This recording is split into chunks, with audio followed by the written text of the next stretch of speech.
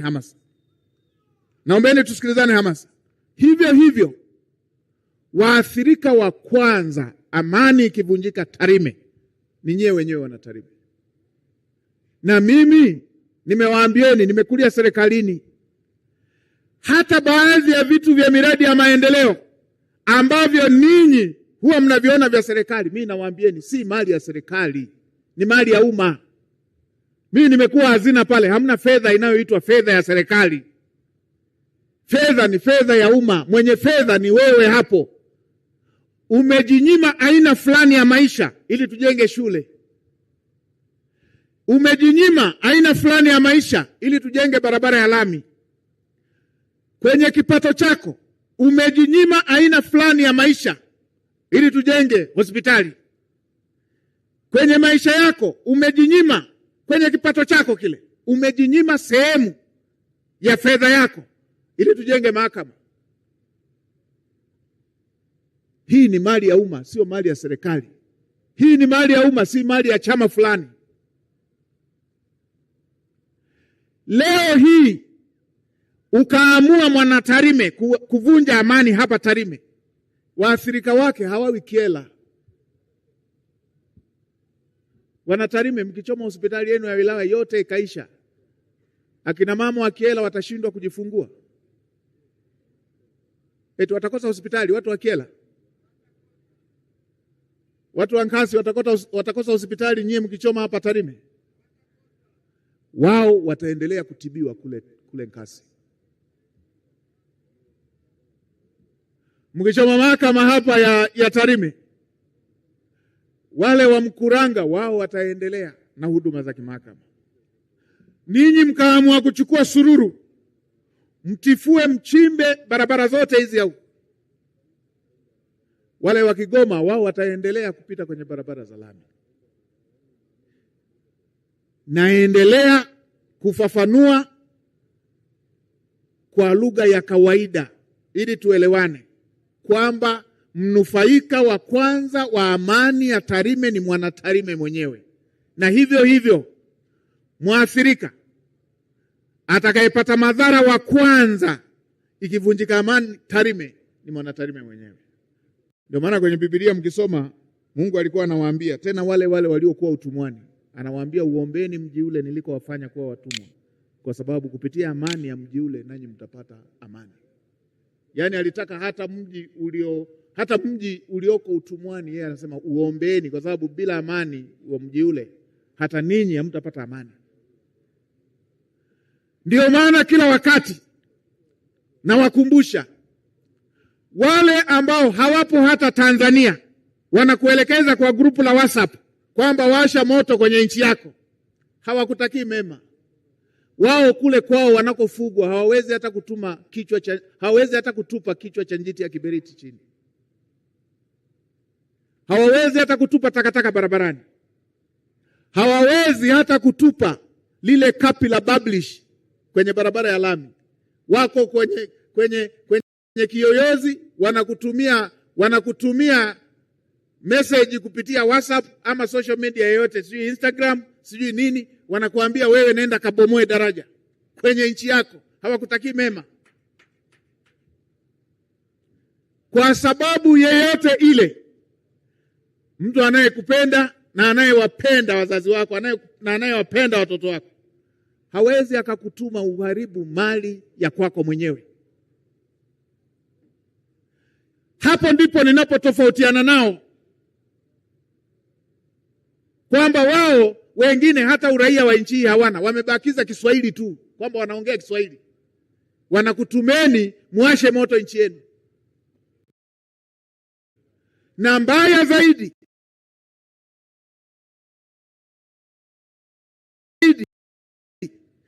wao kwa kuwatuma ninyi muashe moto nchi yenu, kwa kuwatuma ninyi mfanye fujo, wao wanalipwa, wanafugwa, wanalipwa, wamepewa magari mazuri, wanatembelea, wamewekwa kwenye majumba mazuri kwa gharama ya maisha yenu nyie huku wa Tanzania. Juzi tuliwakamata baadhi ya vijana wao waliowatuma, wamewaweka eti wasajili vijana na wawapeleke barabarani, na wao wanawaambiwa muwapeleke maeneo huku wakiandaa watu wakawashambulie wafe, na kwamba wakifa nchi itapata sifa mbaya, serikali itapata sifa mbaya. Eti wao wakifanikisha kupeleka watu wakafa wengi, mmoja anaambiwa yeye atalipwa milioni 300. Mmoja anaambiwa atalipwa milioni 300 akipeleka watu wakafa wengi. Mmoja anaambiwa tumemkamata, anasema mwenyewe, sio maneno yangu, anasema analipwa milioni 5 kwa mwezi. Kazi gani anafanya? Anaandikisha watu na kuwashawishi, anawaambia awapeleke mahali. Wakishawapeleka mahali, ndio maana tulimkamata yule mtu mmoja akiingia na mabomu. Ukishawapeleka mahali ionekane kama kuna fujo, wawaue, waseme serikali. Na ndio maana kila siku wanavizia siku zenye matukio yenye mikusanyiko ya watu wengi. Wanafanyia biashara damu ya watoto wa Kitanzania. Hatuwezi tukakubaliana nayo. Hii hatuwezi tukakubaliana nayo. Na ndio maana anasema kila Mtanzania amkeni. Angalia na aina ya mtu anayekutuma kuwasha moto nchi yako, yeye ananufaika na nini? Yule anayetuma kwa kutumia grupu la WhatsApp, yeye anafugwa kule, amepewa nyumba, amepewa gari, analishwa, analipwa. Wewe anakuambia tutakupa chupa ya petroli. Halafu yule anayekuletea chupa ya petroli, yeye analipwa kila mwezi milioni 5.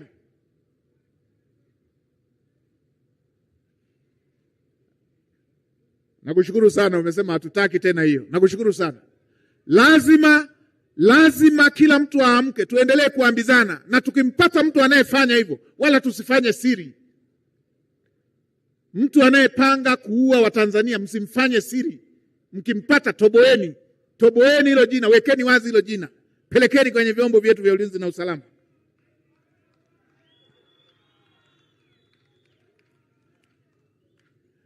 Jukumu la ulinzi wa nchi yetu ni la kila Mtanzania. Msiseme ni jambo la jeshi la polisi, ni jambo la jeshi la ulinzi na jeshi la kujenga taifa. Jukumu la ulinzi wa Tanzania ni la kila Mtanzania. Na hawa watu, ndugu zangu, nasema wazi kwa sababu siwasingizii, na teknolojia ni moja ya washahidi wa ukweli. Ukisema mara moja, ushahidi ule unatunzwa. Hawa wanaharakati hawa hawajazaliwa awamu ya Samia, wala hawajaanza jana, wala ubaya na nchi yetu hawajaanza awamu ya 6 ya Daktari Samia Suluhu Hassan. Hawa hawajawahi kuipenda nchi yetu. Nitawakumbusha mambo machache tu. Wakati wa serikali ya awamu ya 4 walimtukana sana mzee yule, tukana sana.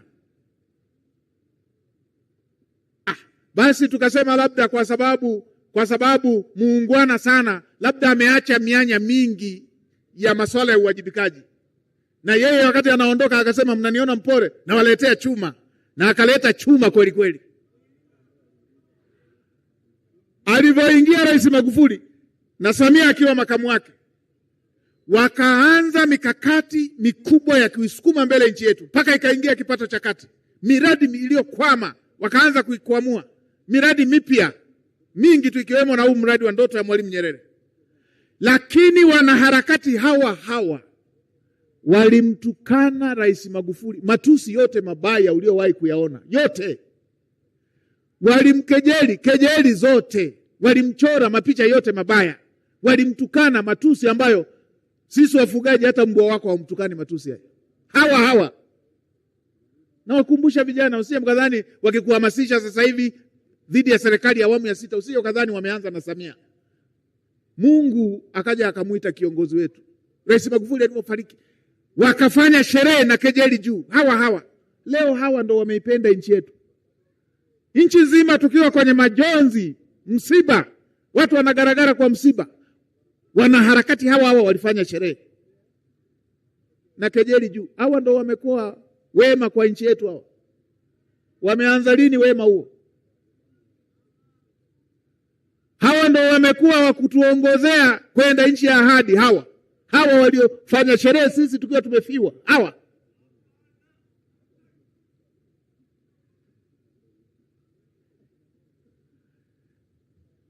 na ndio maana mimi nasema Sisi serikali tuna wajibu, na mimi niwaambieni Watanzania, tukiwapa taarifa hizi mjue tuna chanzo rasmi cha taarifa, wala watu wasije wakawabadilishia wakawapeleka kwenye viajenda vidogo vidogo hivi.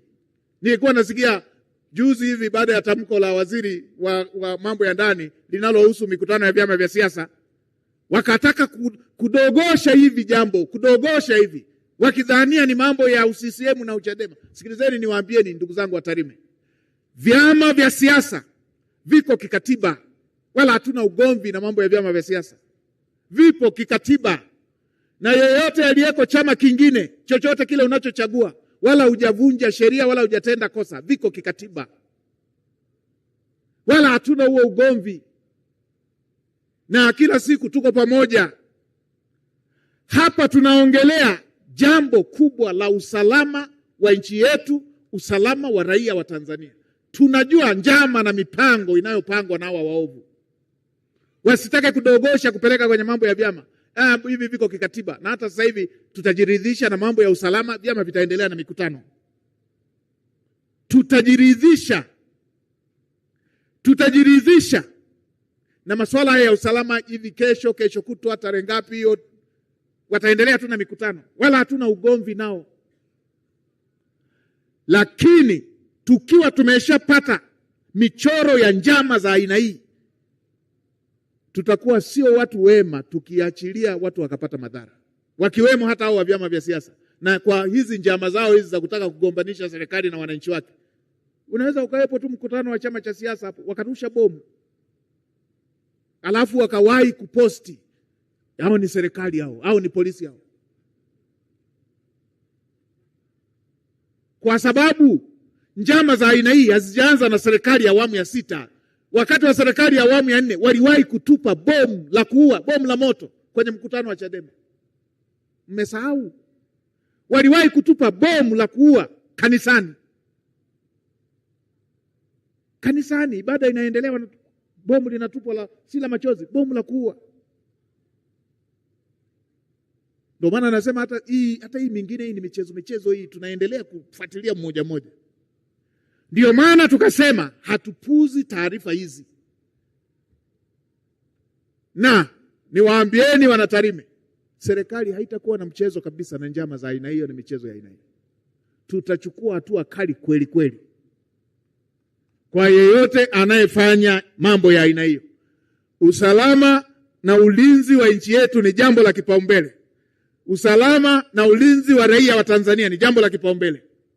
Usalama na ulinzi wa rasilimali na mali za Watanzania ni jambo la kipaumbele. Kwa hiyo wala wasitupeleke kwa kudogosha mada kubwa na ajenda kubwa ya usalama wa nchi yetu na raia wake na rasilimali zake, kwa kuanzisha viajenda vyama vya sisi huko kwenye vyama vya siasa ni marafiki. Na hata haya mambo ya kisiasa haya nini tunapangaga kabisa tuendeshe namna gani. Simuwaulize hao waliowahi kuwa kule wawaambie. Tukimaliza kuapishwa tunatafuta nyama choma iko wapi. Hatujawahi kuwa na ugomvi. Lakini tuna mada moja inayomhusu kila Mtanzania. Na mada hiyo ni ulinzi wa taifa letu, ulinzi wa raia wake na rasilimali zake. Hili ni jambo la kila Mtanzania, bila kujali ni wa chama gani, bila kujali ni wa dini gani, bila kujali ni wa kabila gani. Hili linatuunganisha wote. Ndio maana tumesema hii ni ajenda namba 1. Lazima tukiona kuna tishio, sote tukubaliane kulinda nchi yetu. Watanzania tutakuwa watu wa ajabu sana tukigawanywa. Hivi hamjaona mataifa mengine ambayo likiguswa wanavyoungana wananchi wake? Hamjaona? Hamjaona baadhi ya mataifa likiguswa watu wanaungana? Ninyi mkiona wanaandika mnadhani wanamlenga rais. Mbona katiba yetu iko wazi? Rais atakaa kipindi chake atamaliza. Mbona katiba iko wazi? Hilo sio tatizo, na wanajua katiba yetu iko wazi, na viongozi wa Tanzania hajawahi kutokea anayeng'ang'ania madaraka. Wanajua katiba iko wazi. Kinachowasumbua ni rasilimali. Kinachowasumbua sio uongozi, ni rasilimali. Na mambo yalishawahi kufanyika maeneo mengi, na wala wasijifiche kwenye mahusiano ya kimataifa, maana haya yafanywe na taifa, yanafanywa